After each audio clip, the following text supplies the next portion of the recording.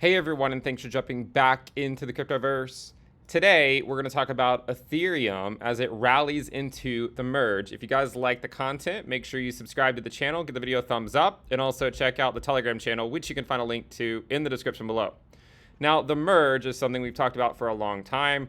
It is probably the most widely anticipated event in crypto, but it's the transition of Ethereum from proof of work to proof of stake. All right, so it's a pretty big event, and theoretically it's going to happen next month. All right, so that arguably is explaining all the hype right now. Now, Ethereum has been rallying against the US dollar, it's been rallying against Bitcoin, and we're going to talk about both of those in this video.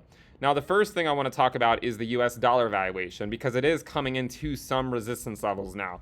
It's basically just been a straight shot here off the bottom to the tune of about 119% or so as it comes up to the bull market support band. Now, interestingly, $2,000 is a nice round number. It also corresponds to the 20-week SMA. The 20-week SMA right now is right at around $2,000. The 21-week EMA is at around 1952. So it is coming into some resistance. If we break above, we want to see follow through the following week. You can see over here, we did not get any type of follow through.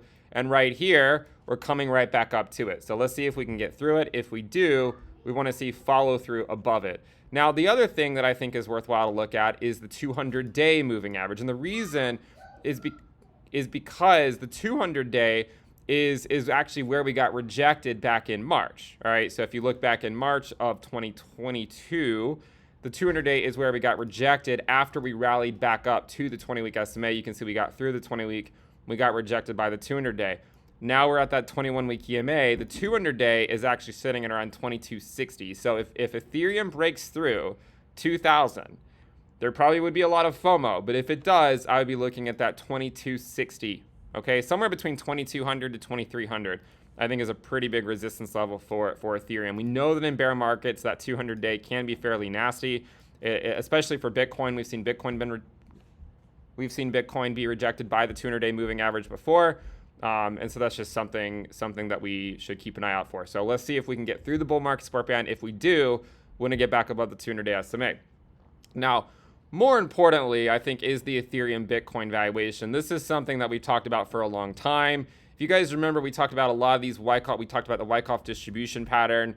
And, to be completely honest, I was expecting this move down. Wasn't really thinking it was going to get this much strength going up, to be completely honest, right? I did not think we would see this amount of strength in the Ethereum Bitcoin valuation at this point in the market cycle. But here we are, and Ethereum has taken out, this sort of local high right here, and it's rallying back up. It's just now sitting right below 0.08. Has a lot of momentum on its side. But again, the 0.08 is a fairly significant milestone. We also have things like the 2000 or the 200-day SMA and the 20-week SMA coming in just around $2,000. Now, this move here, as I said, I thought this move would occur, but I did not think this move would occur until next year. All right, so it's actually coming a bit earlier than I thought it would. Moves like this, though, I think are really a lot of evidence to show yet again why Ethereum is so dominant in the space. I've said before, I think it should be at least number 2 in a portfolio. For me, that's where it is. It's my number 2 in my portfolio after Bitcoin. I know some people have it as number 1. Now, this is an important, I think this is an important area to watch because the local high anytime recently is about 0.088, and we're not really that far away from it. I mean, if Ethereum continues this rally, it's only another 11% higher against this Bitcoin valuation to really make it to that local high. I think what I'm really looking at right now is, what's going to happen when the merge gets here? Because again, it's theoretically just about a month away. Will it be kind of like a buy the rumor, sell the news? Is it, if there's any issues with it, you could see some type of a sell-off from like just some type of pattern perspective. You guys know I like patterns. It's not that dissimilar from this move over here, right? Where you had like a high, a lower high, and then you saw this sort of like V-shaped recovery out of it, right? So you kind of had a high and then a lower high, and now we sort of had a V-shaped recovery out of it. This occurred during a very different phase of the market cycle, right? I mean, it was actually sort of when Bitcoin was going through a 2016, 2017 bull market. Obviously, this is occurring at a slightly different time when inflation is sky high. Obviously, not everything's the same. This also occurred too when when Ethereum had a much smaller market cap, so it didn't take nearly as much to go on such a significant rally.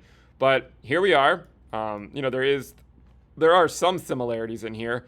If we take out this high, and then we come back and do a back test of it, I mean, you could see something like that, right? I don't think it would be quite as pronounced, but that would be something to watch for. Now, again, there's two separate things here, right? There's the Ethereum USD valuation and the Ethereum Bitcoin valuation. Okay, so Ethereum USD is coming in at some heavy resistance at $2,000, going all the way up to around $2,300. If you wanna throw on one of those dubiously drawn trend lines and say that could be resistance as well from sort of this local high over here, and we actually line it up, right? That would come in at around maybe $2,400 if it were to occur in October. You're talking about $2,300 or so.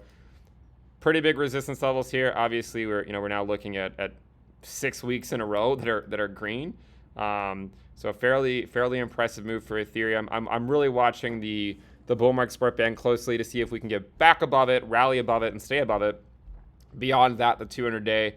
And then with regards to the Ethereum Bitcoin valuation, this is a very, it's been a very strong move so far. So the only, if you sort of draw a line where we currently are and sort of just go across, you can kind of see that we're at this level multiple times in the past, and it did act as heavy resistance. One other interesting idea is, we talked about this Wyckoff distribution over here, and I didn't really expect it to recover this quickly.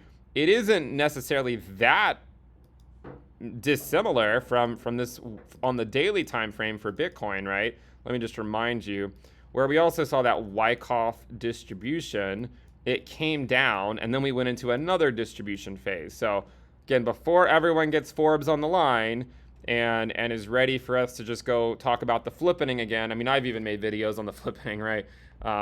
But I will say people should be cognizant to remember that if it does repeat what Bitcoin does, maybe you do see it go put in a new high, but it might just be another distribution phase. I think we need to be very, very much aware of what's going on with the merge. How successful is it? Are there any issues that they need to overcome? Does it get delayed? That sort of stuff. All right. So I'm going to go ahead and wrap it up there. Obviously, I'm not in my main house right now. I'm actually on vacation for the weekend, just a very short vacation. So that's why the background looks a little bit different. But I hope you guys enjoyed the video. Leave a comment down below. Let me know what you think, and I will see you guys next time. Bye.